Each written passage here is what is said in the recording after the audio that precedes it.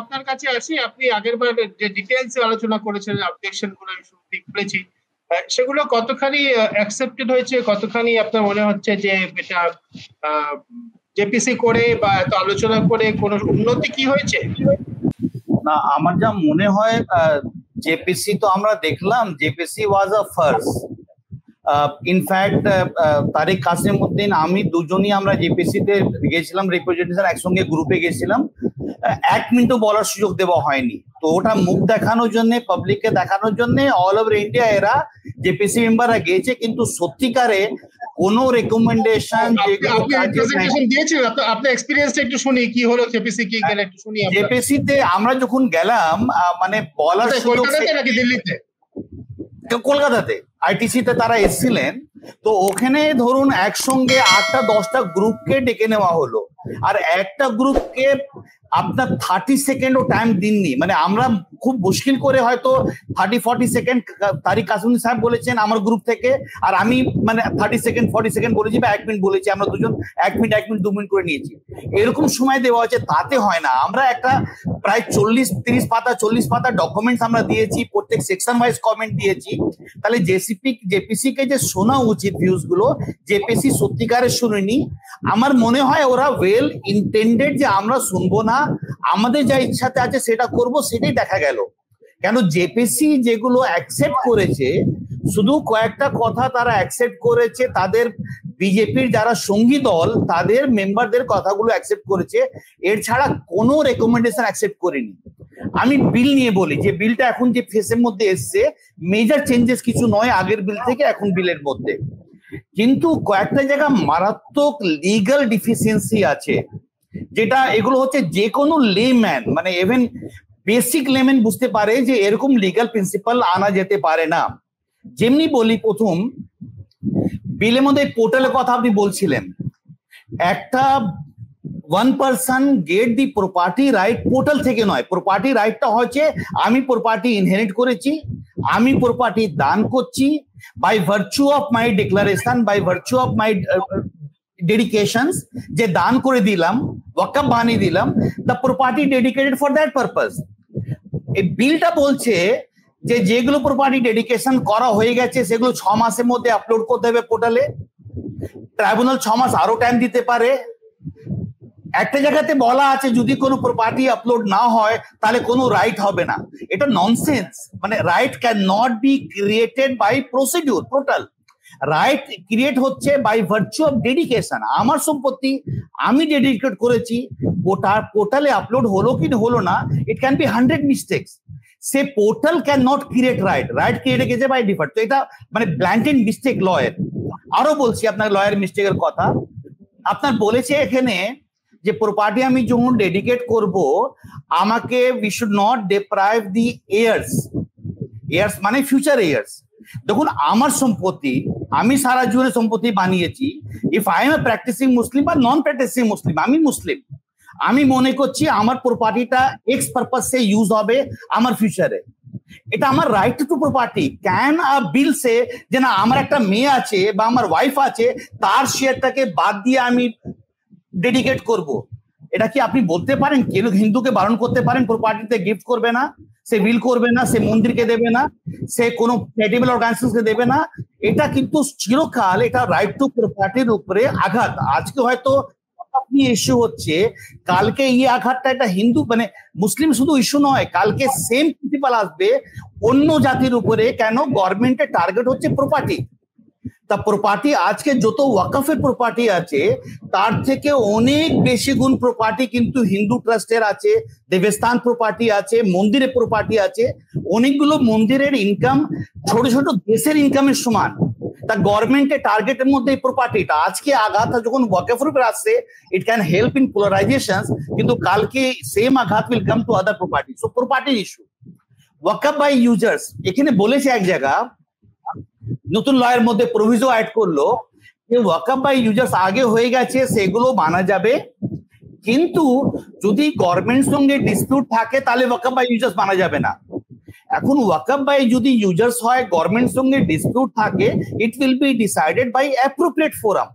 Law cannot say that it is not waqf by users. Waqf by users হয়েছে একটা property last 100 বছর, 200 বছর, 500 বছর থেকে আমরা মসজিদ হিসাবে ইউজ করছি। ইফ ইট ইজ মস্ক ওয়াকফ থেকে হয়। তো এটা it can be decided by the court, but law can say যে না ডিসপিউট হয়ে গেলেই এটা আর ইউজার হলো না বলে, এটা মানে প্রবাবলি এটা রং। এর ছাড়া আপনার অনেকগুলো মানে একটা দুটো না, আমরা যখন রেপুটেশন দিয়েছিলাম আমরা অনেকগুলো পয়েন্ট বের করেছিলাম। এই 5 বছরের প্র্যাকটিসিং মুসলিম কে ডিসাইড করবে? সেটা বললেন আমরা, আমি নামাজ পড়তে পারি না পড়তে পারি, আমি না পড়ি তার মানে প্র্যাকটিসিং মুসলিম নয়, আমি ডিটেক্ট করতে পারবো না। এখন এইটা হচ্ছে ইন্ডিভিজুয়াল লিবার্টি। আমি মুসলিম বাই বার্থ, আমরা মুসলিম হয়েছি, আমরা ধর্ম মানি, একজন প্র্যাকটিসিং হতে পারে একজন না হতে পারে, but we can not curtail their right because they are not professing. Second হচ্ছে এই যে প্র্যাকটিসের কথা, Muslims are not homogeneous, same way Hindus are not homogeneous, কোন রিলিজিয়াস গ্রুপই হোমোজেনিয়াস নয়। বলে একজন practice, Shia Muslim might have a practice in different pattern, Sunni might have different pattern, some other Muslim might have a different pattern. তো আমি এই যে এটা হচ্ছে ডিসপিউট ক্রিয়েট করা, ডিভিশনস ক্রিয়েট করা, সেই আননেসেসারিলি এই জিনিসগুলোকে ওখানে নিয়ে এসছে।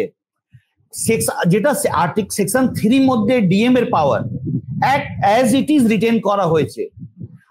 অনেকগুলো প্রপার্টিতে ডিএম ডাইরেক্টলি মানে কালেক্টর, যেটা ডিএম রা কালেক্টর ডাইরেক্টলি দেয়ার পার্টি, আমি বলছি তারা ডিসাইড করবে। এখন ডিএম কি আমি এক্সপেক্ট করছি তারা ফেয়ার থাকবে। সেকেন্ডলি হচ্ছে আমরা সিস্টেমটা কিন্তু it goes from inferior to superior. Superior system কি? Judicial body. আগে ট্রাইব্যুনাল ছিল, ট্রাইব্যুনাল জুডিশিয়াল মেম্বার আছে, নন জুডিশিয়াল টেকনিক্যাল মেম্বার আছেন। এবার এই ট্রাইব্যুনাল হচ্ছে সুপিরিয়র ফোরাম। আমি সুপিরিয়র ফোরাম থেকে আমি ইন্ডিভিজুয়াল ডিএম কালেক্টরকে দায়িত্ব দিলাম, আমরা ইনফেরিয়র সিস্টেমে আসলাম। আগে ছিল সার্ভে কমিশনার, যেগুলো প্রপার্টিকে সার্ভে করবে, সেখান থেকে আমি কালেক্টরকে বলছি। তো এই বিলটা দেখা যায় এটা সুপিরিয়র সিস্টেম থেকে ইনফেরিয়র সিস্টেমে নিয়ে এসছে। এটা একমাত্র টার্গেট হচ্ছে যাতে প্রপার্টিকে যে কোনো ভাবে ইলিগালি যে কোনো ভাবে একটা প্রপার্টি ক্যাপচার করে দিতে পারে। একজন ডিএম যদি বলে দিল যে ডিসপিউট পেন্ডিং আছে, আরো বিচার করবে 10 বছর 20 বছরের মধ্যে, ততক্ষণ অব্দি ইট will be considered as government property. তো এটা হচ্ছে প্রপার্টির উপরে আঘাত, আর এর ইম্প্যাক্ট কিন্তু অন্য জায়গায় আসবে। একটা অদ্ভুত মানে হাস্যকর ব্যাপার, আপনি দেখবেন অন্তত 8 থেকে 9 জায়গা বলা আছে, এই যে একটা পাস হয়েছে সেখানে যেখানে যেখানে বলা ছিল ট্রাইব্যুনালের অর্ডার ফাইনাল, ওটাকে ডিলিট করেছে। ট্রাইব্যুনালের অর্ডার চিরকাল ফাইনাল থাকে আনলেস সামওয়ান ফাইল অ্যাপিল। যদি আদার পার্টি অ্যাপিল না ফাইল করে তাহলে তো ওটা ফাইনাল অর্ডার। ট্রাইব্যুনালের অর্ডারের উপরে অ্যাপিল তো নিশ্চয়ই আজও করা যেত, হায়ার কোর্টে, হাই কোর্টে। আগে অ্যাপিলে প্রভিশন না থাকলেও অনেক সময় রিট যায়, লোক রিটে ফাইল করতে পারে বলে জুডিশিয়াল ফোরামে তার রেমিডি আছে। Judicial remedy is always available, যে রেমিডিটা আমরা এক্সারসাইজ করতে পারি। হাইকোর্টে যাওয়া, সুপ্রিম কোর্টে যাওয়া, কনস্টিটিউশন এই রেমিডিস গুলো আমাদেরকে দিয়েছে। যদি স্পেসিফিক অ্যাপিল প্রভিশনও আমরা অ্যাড করতে পারি, কিন্তু বলে দেওয়া যে ট্রাইব্যুনাল অর্ডার ফাইনাল নয়, এটা হাস্যকর ব্যাপার। আমি ট্রাইব্যুনাল এস্টাবলিশ করলাম, আমি কোর্ট তৈরি করলাম, আর আমি বলছি আমার কোর্টে অর্ডার ফাইনাল নয়। আর উই মেকিং জোক? এই জুডিশিয়াল সিস্টেমের কি আনার্কি তৈরি করতে যাচ্ছি আমরা? এরকম করে অনেক সিস্টেম, মানে ধরুন ওয়াকফ বোর্ডের যে বোর্ড মেম্বারদের প্রসেস অফ অ্যাপয়েন্টমেন্ট, আগে ডেমোক্রেটিক সেট আপ ছিল, তাদের একটা ইলেকট্রাল রোল ছিল, সেখান থেকে আসতো। ভালো হতে পারে, মন্দ হতে পারে, কারাপশন সব জায়গা আছে। কিন্তু আমি এই যে একটা ডেমোক্রেটিক সিস্টেম থেকে আমি বললাম নমিনেট করবে, আমরা মানে ভালো সিস্টেম থেকে we are coming to inferior system. K nominate করবে? এখন বিলে কি বলছে কে নমিনেট করবে? গভর্নমেন্টকে বলেছে, সেন্ট্রাল গভর্নমেন্ট, স্টেট গভর্নমেন্ট। এখানে আবার একটা মেজর ফেডারেল স্ট্রাকচার ইস্যু আছে। আগে যে রুল মেকিং পাওয়ারে major power was to the state government, এখন নতুন মধ্যে major power of rule making vested with the central government. সেন্টারের 1000 কাজ আছে ওয়াকফ নিয়ে, আপনি ওখান থেকে ডিসাইড করবেন বিভিন্ন প্রসেস গুলো ওয়েস্ট বেঙ্গলে কি হবে। Each state has its own mechanisms. আর আমাদের একটা ফেডারেল স্ট্রাকচার এর মধ্যে ল্যান্ড এক্সেট্রা এগুলো সবসময় চিরকাল কিন্তু স্টেট সাবজেক্ট। আমি সেখানে ফেডারেল সিস্টেমকে আঘাত করে we are ডাইভার্টিং this power to the central government. বলে এটা একটা ইন্ডিভিজুয়াল লিবার্টির ইস্যু, ইন্ডিভিজুয়াল রাইটস এর ইস্যু, ফেডারেলিজমের ইস্যু। আমি এক্সেসিভ পাওয়ার যেগুলো দেওয়া হয়েছে ডিএমকে মধ্যে, অনেক জায়গা অ্যাবসলিউটলি রং স্টেটমেন্ট বলা আছে, পোর্টালে না আপলোড করলে রাইট পাওয়া যাবে না। This can not be a legal system. পোর্টালটা হচ্ছে processes, rights is created by virtue of a dedications. বলে অনেক জায়গাগুলো এরকম, আরো অনেক জায়গা আছে এরকম মিস্টেক আছে। বলে আমার মনে হয় এই বিলটা আসলে ওয়াকফের যদি সব থেকে মেজর প্রবলেম যদি থাকে, সেই প্রবলেমটা ছিল, আমি লাস্ট ডেতেও বলেছিলাম, এটা হচ্ছে encroachment of property. Encroachment of প্রপার্টিটাকে যদি ট্যাকেল করতে হয়, তার একটা রাস্তা বের করা হয়েছিল যখন রহমান সাহেব মিনিস্টার ছিলেন মাইনরিটিস ডিপার্টমেন্টে। উনি একটা বিল এনেছিলেন, বিলটা রাজ্যসভাতে ইন্ট্রোডিউস করা হয়েছিল। বলে রাজ্যসভা বিলটা ল্যাপস করে না, লোকসভাটা ল্যাপস করে। ওই বিলটা ভ্যালিড ছিল। ওই বিলের মধ্যে ছিল যাতে কি করে এনক্রোচমেন্টকে রিমুভ করা যাবে। বলে ওয়াকফের যা প্রবলেম, তার যদি সলিউশন দেখতে হয়, সলিউশন কিন্তু ওই বিলের মধ্যে ছিল। আমরা অদ্ভুত ভাবে দেখলাম যে যেদিন প্রথমবার এই বিলটা আনা হলো, সেদিন আমাদের মাইনরিটি মিনিস্টার ওই বিলটাকে উইথড্র করলেন। বলে যে আসল রেমেডি বা যা আসল ওষুধ ছিল, আমি ওই ওষুধ দিলাম না, but we are giving some kind of vaccine যেটা মানুষকে মারার জন্য। তো we are deviating from the real remedy. এই গভর্নমেন্টটা কিন্তু কোনোভাবেই মুসলিম নিয়ে ইন্টারেস্ট, নর ওয়াকফ প্রপার্টি নিয়ে interest. They have a only simple interest. তারা চোখে দেখছে যে ওয়াকফের কাছে প্রপার্টি আছে, অনেক প্রপার্টিতে অলরেডি গভর্নমেন্ট ক্যাপচারের মধ্যে আছে, কি করে ওটাকে রেগুলারাইজ গভর্নমেন্টে করা যায়। অনেক প্রপার্টি চোখের মধ্যে আছে, দা গভর্নমেন্ট ক্যান ক্যাপচার দেন, কি করে ক্যাপচার করা যায়। আর আজকে আঘাত যদি ওয়াকফের প্রপার্টিতে আসতে পারে, কালকে সেম আঘাত উইল কাম টু দেবস্থান প্রপার্টি, টেম্পল প্রপার্টি, মন্দির property, and no religion will be save. তো এটা ইস্যু, মানে আজকে ডেটে কেউ যদি বলেন যদি মুসলিমদের বা ওয়াকফের ইস্যু, কিন্তু অনেক ইস্যু এর মধ্যে ইনভলভ আছে। আমি একটা শুধু মুসলিম ইস্যু নয়, এই আঘাতটা কিন্তু এটা স্লিপারি স্লোপ। আর আমরা জানি না কোন জায়গা অব্দি যাবে। যখন গভর্নমেন্ট একবার চোখে লেগে যায়, আমরা বলি না शेर को खून लग गया, सो एक बार टेस्ट चले আসলে ক্যাপচার কি করে প্রপার্টি করতে পারি, then they can started capturing religious property. কারণ এটা বাস্তব, আমাদের দেশের মধ্যে রিলিজিয়াস বেস সোসাইটি, আমাদের এখানে অনেক লোক দান করেন।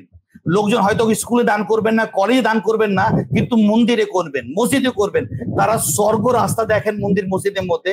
বলে most of the religious property get enormous organisation, they get enormous property. আর গভর্নমেন্টের চোখ হচ্ছে ওই প্রপার্টির উপরে, প্রোটেকশন নয়। কি করে ওটাকে অ্যাপ্রোপ্রিয়েট করা যেতে পারে, এটা হচ্ছে গভর্নমেন্টের টার্গেট। থ্যাংক ইউ সরফরাজ, ধন্যবাদ সরফরাজ। আপনি অনেকগুলো পয়েন্ট বললেন, বিস্তারিত বললেন।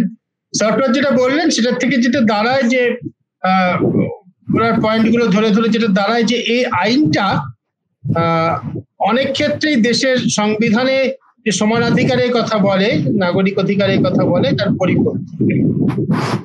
Bad law is the worst form of tyranny একটা কথা আছে। খারাপ আইন হচ্ছে সব অত্যাচারের পীড়নের নিকৃষ্টতম।